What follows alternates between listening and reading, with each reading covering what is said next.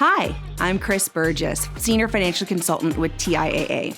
Divorce can be a major life change, and while emotions can run high, it's crucial to keep a clear head when it comes to your finances. Rest assured, I'm here to help you stay on track. Here are 4 key steps to take control of your finances during and after a divorce. Number 1, prepare for change. Start by gathering all your financial documents, bank accounts, retirement accounts, debts, and assets. Having a clear picture is the first step to protecting yourself.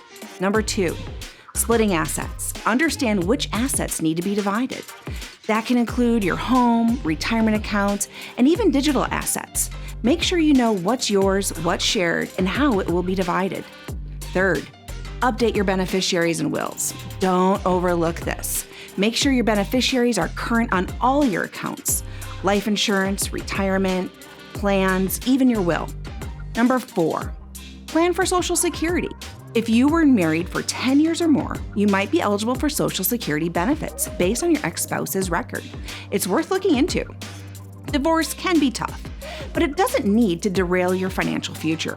By taking these steps, you can protect your money and build a fresh start with confidence. Remember, a strong financial future is all about staying informed. Like and subscribe for more financial tips from TIAA.